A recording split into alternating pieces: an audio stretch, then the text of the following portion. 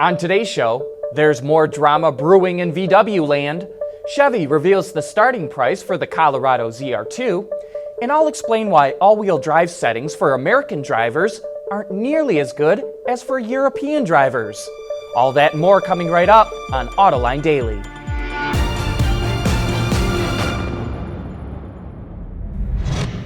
This is Autoline Daily, the show for enthusiasts of the automotive industry. Volkswagen's diesel scandal has dragged on for a year and a half, but the drama never seems to end.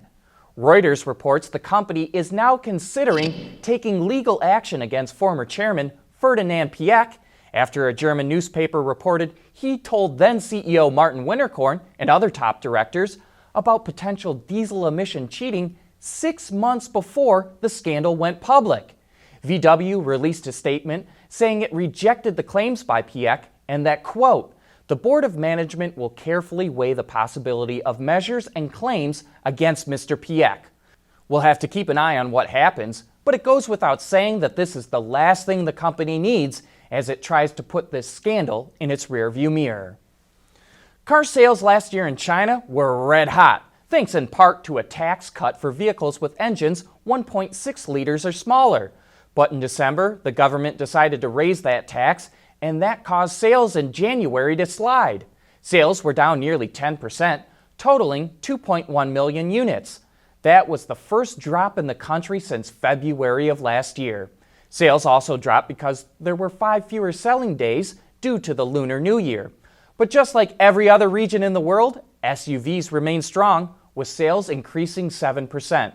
It was the only segment to see a gain in January. Sedans fell 18%, and light commercial vehicles plunged nearly 30%. We'll be back with more right after this. Autoline Daily is brought to you by Bridgestone Tires, your journey, our passion.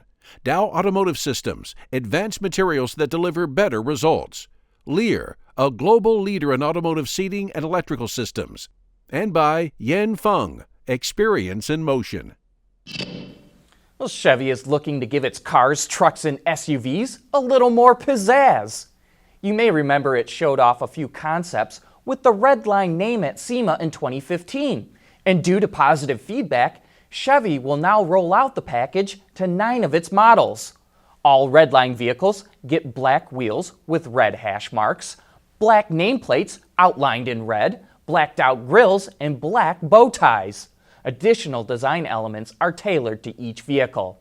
The Silverado will be the first Redline vehicle to come out, but the other 8 will be out by the end of the year.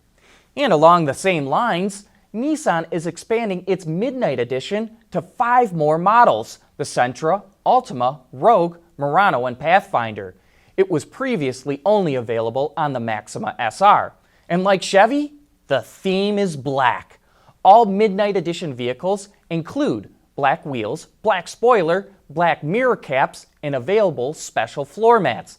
And again, additional design elements are tailored to each vehicle. The Midnight Edition vehicles are available now.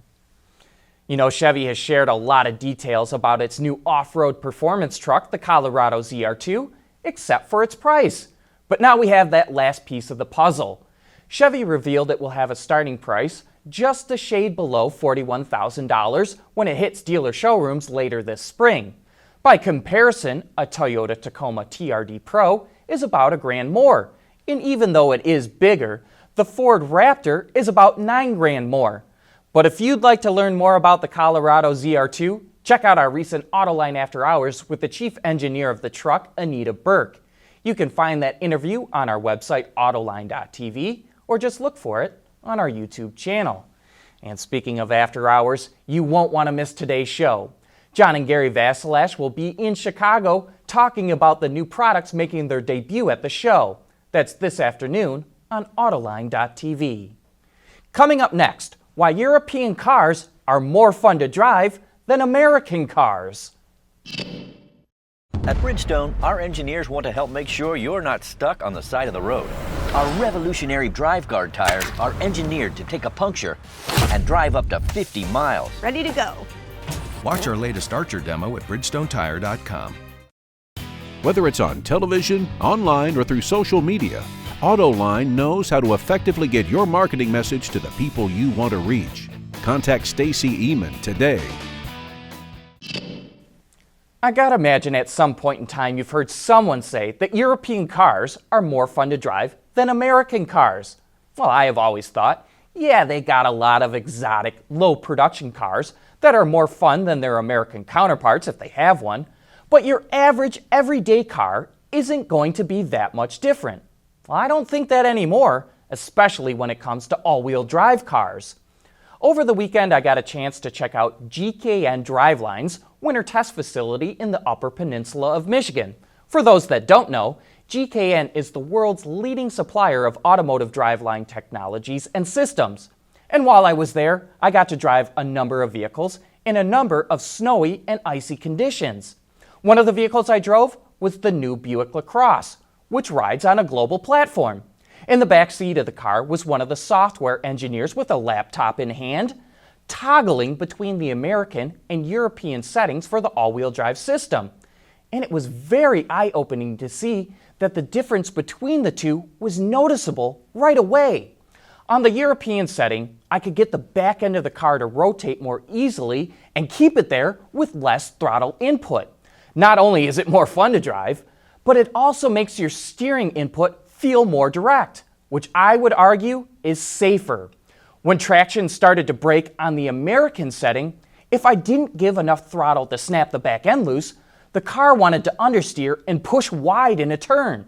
From what I understand, this is what OEMs want on American settings for all-wheel drive systems.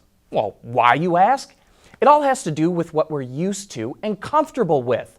Because Americans are so accustomed to front-wheel drive vehicles, OEMs want the all-wheel drive system to behave more like them in certain situations. That way a driver will have more confidence in what they need to do to get out of a situation where traction is starting to go. I think that's what automakers think is safer, but I say it's not. When traction started to break loose on the European setting, because the back end will come around more easily, the radius of the turn was effectively cut down. It made my steering input feel more direct and gave me more confidence, even though I had less traction from the rear tires.